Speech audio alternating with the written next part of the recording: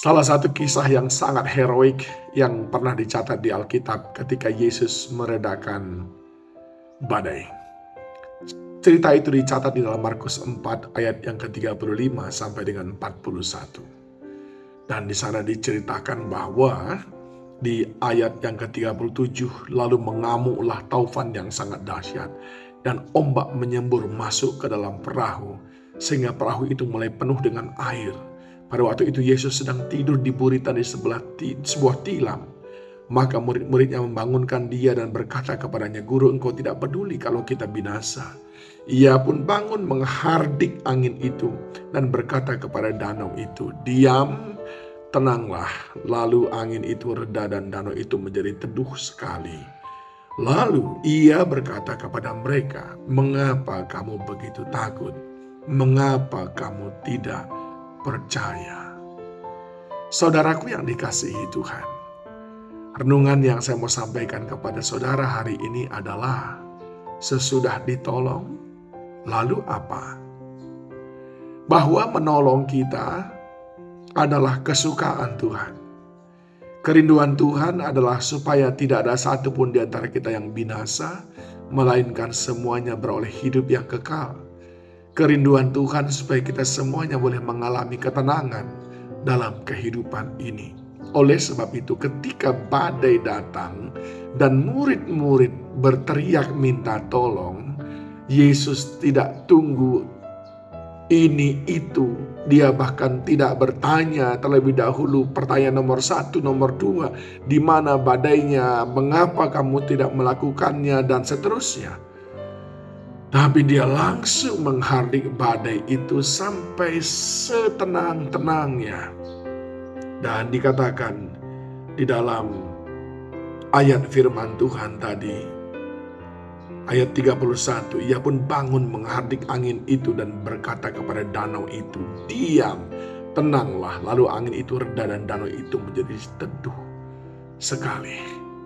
Sudah berapa kali Tuhan meredakan badai dalam hidup saudara? Lalu apakah saudara berhenti hanya sekadar bersyukur ketika Dia sudah meredakan badai itu? Karena Tuhan tidak berhenti hanya sekadar menolong saudara. Dia tidak berhenti hanya ketika sudah meredakan badai dalam hidup saudara. Tapi Dia juga memiliki permintaan kepada saudara. Ketika saudara sudah ditolong, saat topan badai yang bergelora dalam hidup saudara sudah diredakannya, saat pergumulan yang berat itu sudah diselesaikannya, tidak cukup hanya begitu saja. Dia mau saudara menjawab 2 pertanyaan yang Dia berikan kepada saudara. Yang pertama, mengapa kamu begitu takut? Dan yang kedua, mengapa kamu tidak percaya? Saudaraku yang dikasihi Tuhan, jangan hanya berhenti ketika Tuhan sudah tolong kita lalu kita anggap sudah selesai. Tapi renungkan apa yang kita alami, bagaimana kita merespon ketika pergumulan itu terjadi. Adakah kita menunjukkan ketenangan? Sebagaimana lagu yang berkata, "Lingkupiku dengan sayapmu, saat badai bergelora, ku tenang sebab kau Allahku." Saudaraku yang dikasihi Tuhan, untuk meredakan badai itu menjadi tenang begitu mudah bagi Tuhan. Tapi tantangannya adalah bagaimana kita menjadi tenang saat menghadapi badai. Itu sebabnya Dia berkata, "Kamu ketakutan karena kamu tidak menyadari Aku yang Maha Kuasa ada bersama dengan kamu. Kamu ketakutan karena kamu tidak percaya. Mengapa kamu takut? Mengapa kamu tidak percaya?" Saudaraku yang dikasihi Tuhan, 2 pertanyaan ini sebetulnya ingin mengoreksi kita bahwa ada banyak badai, ada banyak angin ribut, ada banyak kesulitan, ada banyak tantangan dalam hidup kita yang sebetulnya kalau kita tetap tenang, tidak takut menghadapinya, maka kita akan jadi pemenangnya. Yang kalau kita percaya dan tidak bimbang, maka kita akan bisa melaluinya.